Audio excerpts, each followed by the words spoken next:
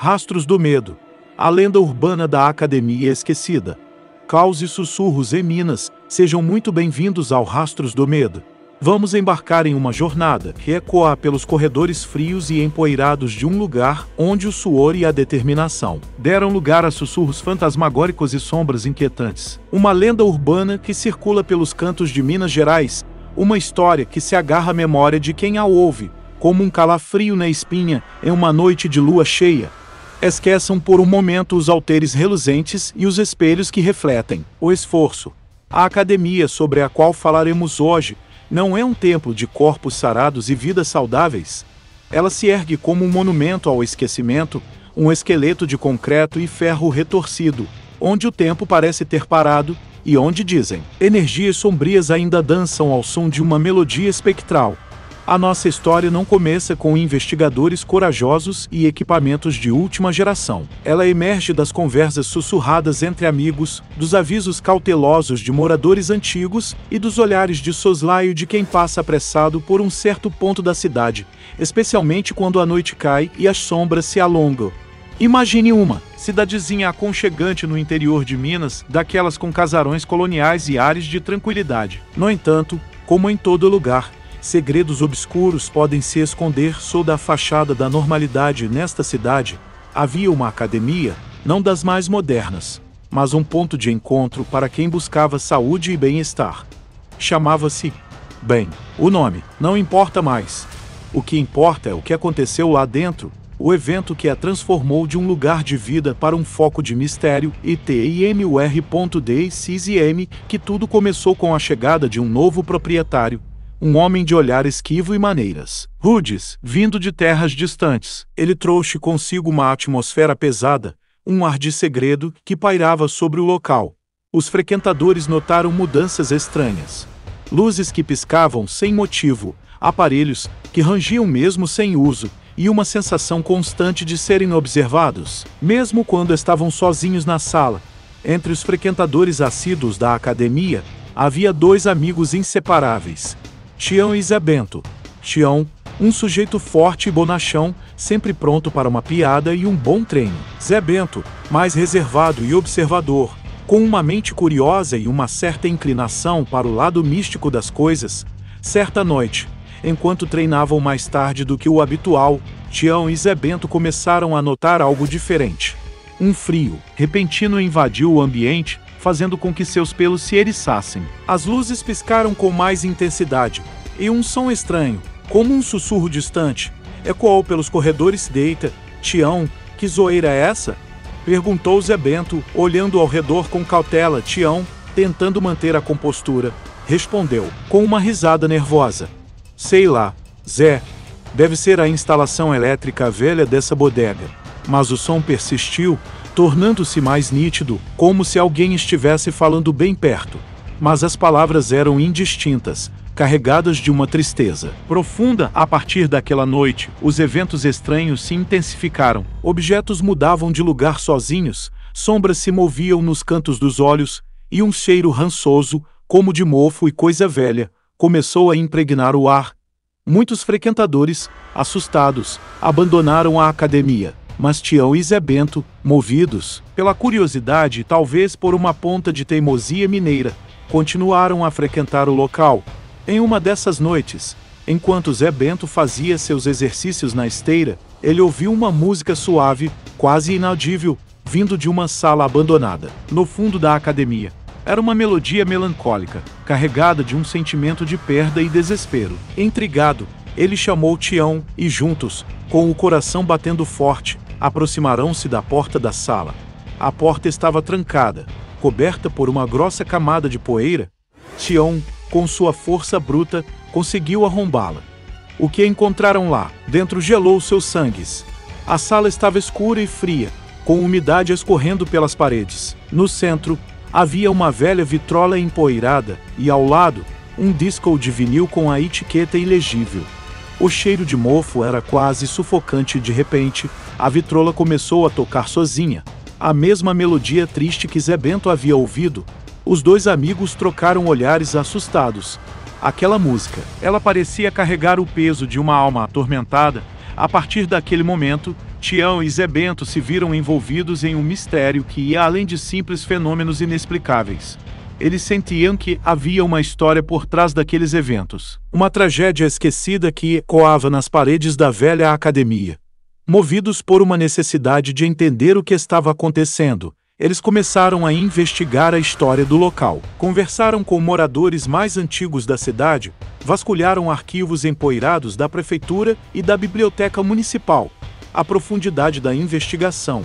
A busca pela verdade levou Tião e Zé Bento por caminhos tortuosos e revelações sombrias. Em um velho álbum de fotografias da cidade, encontraram uma imagem desbotada da academia, com uma placa antiga, onde se podia ler um nome diferente. Força e Fé. A data abaixo da placa indicava que a academia havia sido inaugurada há mais de 50 anos. Conversando com Dona Sinhá, uma senhora de 80 e tantos anos com a memória ainda afiada, eles descobriram que a Academia Força e Fé era um lugar muito querido na comunidade. Era administrada por um homem chamado Benedito, um sujeito bondoso e dedicado, que via o exercício físico como uma forma de fortalecer não apenas o corpo, mas também o espírito. Seu Benedito era uma figura, contou Dona Sinhá, com um brilho nostálgico nos olhos, sempre com um sorriso no rosto, incentivando a gente. A academia dele era um lugar de alegria, de superação. Mas a alegria não durou para sempre. Dona Sinhá contou que, há muitos anos, uma tragédia havia marcado a academia. A filha de Benedito, uma jovem chamada Ana, apaixonada por música, havia falecido de forma repentina. Benedito nunca mais foi o mesmo. A tristeza o consumiu e a academia, outrora vibrante, começou a definhar. Depois da morte da ANA, a música sumiu da vida do seu Benedito, lembrou Dona Sinhá, com a voz embargada. Ele fechou a academia por um tempo, e quando reabriu, não era mais a mesma coisa. O sorriso tinha sumido, e um silêncio pesado tomou conta do lugar. A história de Dona Sinhá acendeu uma luz na mente de Tião e Zé Bento.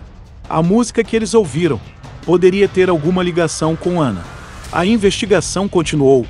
Empoeirados arquivos da biblioteca revelaram recortes de jornais antigos que falavam da morte trágica de Ana, vítima de uma doença súbita. Um pequeno obituário mencionava seu amor pela música e seu sonho de se tornar cantora. Em outro arquivo, encontraram um artigo sobre o fechamento definitivo da Academia Força e Fé, alguns anos após a morte de Ana. Benedito, consumido pela dor, havia se isolado e, eventualmente, vendido o imóvel. A peça que faltava no quebra-cabeça surgiu quando Zé Bento encontrou um velho diário escondido em uma gaveta empoeirada na sala abandonada da academia. O diário pertencia a um dos antigos funcionários de Benedito. As páginas amareladas e a caligrafia trêmula revelavam um relato angustiante dos últimos dias de Benedito e da atmosfera sombria que pairava sobre a academia após a morte de Ana. O diário mencionava que a Enya tinha uma música favorita. Uma canção que ela costumava cantarolar enquanto ajudava o pai na academia. O funcionário descrevia como Benedito, em seu luto profundo, tocava essa música repetidamente na velha vitrola, como se tentasse trazer a filha de volta através das notas musicais. Havia também passagens perturbadoras sobre um culto estranho, que começou a se reunir secretamente nos fundos da academia, atraído pela energia de dor e desespero que emanava do local. O diário descrevia rituais macabros e sussurros sinistros que ecoavam pela noite. O funcionário, apavorado, havia abandonado o emprego pouco antes do fechamento definitivo da academia. Os relatos do diário eram chocantes. A dor de um pai pela perda da filha, misturada com a presença sinistra de um culto, parecia ter deixado uma marca indelével na velha academia. Uma cicatriz energética que se manifestava através dos fenômenos que Tião e Zé Bento estavam testemunhando, novas características e o aprofundamento do terror. A cada retorno à academia, Tião e Zé Bento se deparavam com eventos mais intensos e perturbadores. As luzes agora piscavam em um ritmo frenético, acompanhadas por um zumbido agudo que irritava os nervos. Os aparelhos de ginástica rangiam e se moviam sozinhos, como se fantasmas invisíveis estivessem se exercitando em um treino macabro. A sensação de serem observados se intensificou. Sombras, esculturas e amorfas deslizavam pelos cantos dos olhos, desaparecendo quando se viravam para encará-las. O cheiro rançoso se tornou mais forte, quase insuportável, acompanhado por um odor sutilmente adocicado, que Zé Bento descreveu como cheiro de morte e flores murchas. Em uma noite particularmente fria, enquanto exploravam um antigo escritório de Benedito, encontraram uma boneca de pano velha e maltrapilha sentada em uma cadeira. Seus olhos de botão pareciam fixos neles, e um arrepio percorreu a espinha de ambos. Ao se aproximarem, a boneca caiu da cadeira como se tivesse sido empurrada por uma força invisível. Os corredores da academia, entes familiares, agora pareciam labirintos sombrios com ecos de passos que não eram seus e sussurros ininteligíveis que pareciam vir das próprias paredes. As celas do que pareciam ter sido pequenos depósitos, nos fundos da academia, exalavam uma atmosfera opressora, fria e úmida, como se tivessem aprisionado algo terrível por muitos anos. Zé Bento começou a ser afetado de uma maneira mais direta. Durante a noite, tinha pesadelos vívidos com a figura sombria de um homem curvado e sussurrante, que ele associava ao líder do culto mencionado no diário. Acordava no meio da noite com a sensação de estar sendo observado e ouvia a melodia triste da vitrola em sua mente, mesmo quando não estava na academia. Tião, por sua vez, tentava manter a racionalidade, buscando explicações lógicas para os eventos. Mas até mesmo sua natureza cética começou a vacilar diante das evidências cada vez mais perturbadoras. O medo, antes uma sensação distante, agora era um companheiro constante em suas explorações. A ameaça se manifesta. A presença sombria na academia começou a se manifestar de formas mais diretas e ameaçadoras. Em uma das visitas, Tião e Zé Bento encontraram mensagens escritas a carvão nas paredes empoeiradas. As letras trêmulas formavam frases desconexas, carregadas de ódio e sofrimento. Vão embora, este lugar é nosso, a dor nunca acaba. Outra ocasião, enquanto estavam na sala da vitrola, o disco começou a tocar sozinho, mas a melodia era diferente. Era uma cacofonia dissonante de sons distorcidos, como gritos abafados e correntes arrastando. A vitrola parecia tremer violentamente e um vento gelado invadiu a sala, apagando as lanternas dos amigos. No meio da escuridão, ouviram um sussurro rouco, bem perto de seus ouvidos, uma voz carregada de rancor que dizia: "Vocês não pertencem a este lugar. Pagarão por sua intromissão."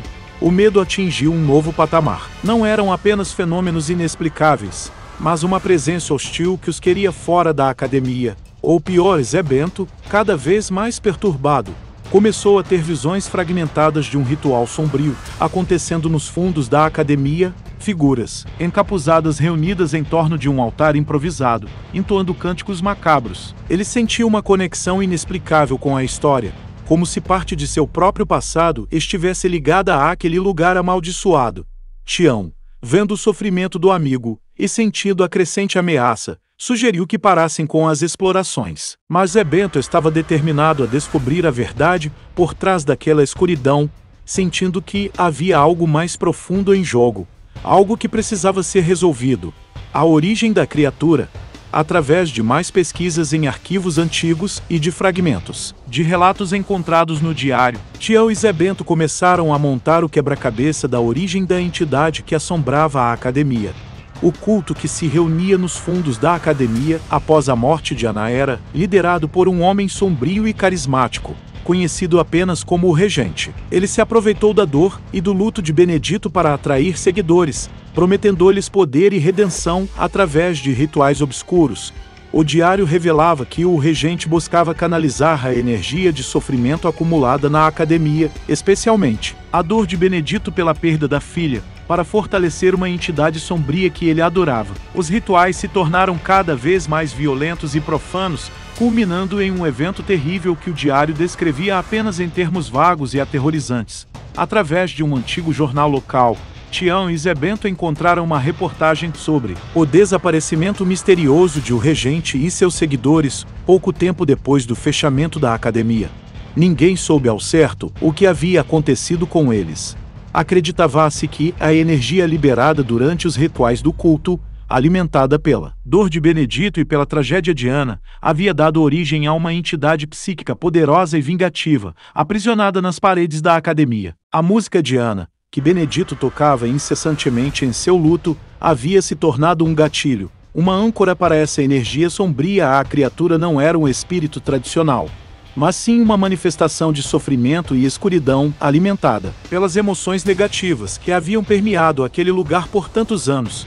Sua raiva se manifestava nos fenômenos paranormais, e sua tristeza ecoava na melodia melancólica. Zebento teve uma visão clara da origem da criatura durante um pesadelo particularmente intenso. Ele viu o regente e seus seguidores realizando um ritual macabro no porão da academia.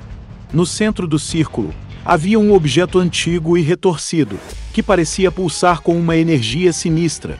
Durante o clímax do ritual, uma sombra disforme emergiu do objeto, engolindo o regente e seus seguidores em um turbilhão de escuridão. A dor de Benedito, que havia sido canalizada para o ritual, se fundiu com a energia da criatura, aprisionando na academia. A música de Ana era, ao mesmo tempo, uma lembrança da alegria perdida e um catalisador para a manifestação da entidade, pois carregava consigo a carga emocional do luto de Benedito. O confronto final. Tião e Zebento sabiam que não podiam mais ignorar a presença sombria na academia. A energia negativa estava se intensificando, afetando não apenas o local, mas também Zebento de forma pessoal. Eles decidiram que precisavam confrontar a entidade, não com violência física, mas com fé e determinação. Zebento, que sempre teve uma fé inabalável, sentia que essa era a chave para dissipar a escuridão. Ele convenceu Tião a se juntar a ele em um ritual de purificação na academia. Na noite marcada, os dois amigos se reuniram na sala da vitrola, o epicentro da atividade paranormal. Zebento trouxe consigo um crucifixo de madeira benta que havia pertencido a seu avô, um homem de muita fé. Tião, embora hesitante, confiava na determinação do amigo. Eles acenderam velas e começaram a orar, suas vozes ecoando no silêncio sepulcral da academia. Enquanto oravam, os fenômenos começaram a se intensificar. As luzes piscavam violentamente, a vitrola tocava melodia triste, em um volume ensurdecedor, e sombras dançavam pelas paredes. De repente, a porta da sala se fechou com um estrondo e um vento gelado invadiu o ambiente, apagando as velas. Uma figura escura e disforme começou a se materializar no canto da sala, seus olhos brilhando com uma luz vermelha e ameaçadora. O medo apertou o coração de Tião, mas ele se manteve firme, agarrando-se à sua fé. Zebento ergueu o crucifixo e continuou a orar com mais fervor, sua voz tremendo, mas carregada de convicção. Em nome de Deus, espírito atormentado, abandone este lugar, clamou Zebento. Sua dor não tem poder sobre nós. Busque a luz e encontre a paz. A figura sombria soltou um grito gutural, e as paredes da sala tremeram. Objetos começaram a levitar e cair no chão. A pressão no ambiente se tornou quase insuportável. Zebento intensificou suas orações, e Tião, inspirado pela coragem do amigo, juntou-se a ele, recitando passagens bíblicas que lhe vinham à mente. Da luz do crucifixo parecia se intensificar, banindo as sombras da sala. A figura escura recuou, soltando um último grito de agonia, antes de se dissipar em uma nuvem de fumaça escura. A vitrola parou de tocar, o vento cessou, e as luzes voltaram ao normal. Um silêncio profundo tomou conta da sala, um silêncio de paz e libertação. Tião e Zebento sentiram um alívio imenso, como se um peso enorme tivesse sido retirado de seus ombros. A atmosfera na academia havia mudado. O ar não estava mais pesado e opressor, mas leve e tranquilo. Consequências e o futuro. Após o confronto, a atividade paranormal na academia cessou completamente. O medo havia se dissipado, dando lugar a uma sensação de paz e serenidade. Tião e Zebento nunca mais ouviram a melodia triste da vitrola, nem viram sombras inquietantes pelos corredores. A energia sombria, que havia aprisionado a entidade, havia sido dissipada pela fé e pela coragem dos dois amigos. A lenda da academia assombrada começou a se esvanecer da memória da cidade, substituída por histórias de dois amigos que, com sua fé inabalável, haviam trazido a paz de volta a um lugar marcado pela tragédia e pela escuridão. Zebento nunca mais teve pesadelos com a figura sombria. A conexão perturbadora que ele sentia com a história da academia havia se transformado em uma sensação de compreensão e empatia pela dor de Benedito e pelo sofrimento da entidade. Tião, que sempre fora cético, passou a acreditar na existência de forças além da compreensão humana. A experiência na academia o transformou, fortalecendo sua fé e sua convicção de que o bem sempre pode triunfar sobre o mal. A velha academia, embora ainda abandonada, não era mais vista com medo, mas, sem com respeito. Alguns moradores mais antigos até mesmo afirmavam sentir uma presença reconfortante no local, como se o espírito de Aênia finalmente tivesse encontrado a paz. E meus amigos, essa foi a lenda da Academia Esquecida, um lugar onde o caos do sofrimento deu lugar à serenidade da libertação. Uma história que nos lembra que, mesmo nos lugares mais sombrios, a fé e a coragem podem acender a luz e afastar as trevas. Lembrem-se que, muitas vezes, o que consideramos inexplicável pode ter raízes profundas em histórias de dor e perda, e talvez, apenas talvez, existam energias e entidades que habitam os cantos esquecidos do nosso mundo, esperando por aqueles que se atrevem a desvendar seus mistérios. E você, meu amigo, minha amiga, já teve alguma experiência inexplicável? Acredita em lendas urbanas como essa? Deixe seu comentário aqui embaixo, eu quero muito saber a sua opinião. Se você gostou dessa história e quer continuar explorando os rastros do medo, não se esqueça de deixar o seu like nesse vídeo. Isso ajuda muito o nosso canal a crescer. E se você ainda não é inscrito, clique no botão de inscrever-se para não perder nenhum dos nossos mergulhos. E agora, aqui na tela, está aparecendo mais um vídeo do nosso canal que você pode gostar. Clique e continue explorando os mistérios do Rastros do Medo. Pensem nisso, meus amigos. Mesmo que a ciência tente explicar tudo, existem mistérios que desafiam a nossa compreensão. Coisas que sentimos, presenciamos, mas que não conseguimos racionalizar completamente. Talvez, em algum lugar, em algum plano, essas histórias que contamos aqui no Rastros do Medo têm um fundo de verdade, um eco de eventos que realmente aconteceram. Como está escrito em Colossenses 13:15, que a paz de Cristo governe o vosso coração, a qual também fostes chamados em um só corpo, e sede agradecidos. Que a paz e a fé guiem sempre os seus caminhos, protegendo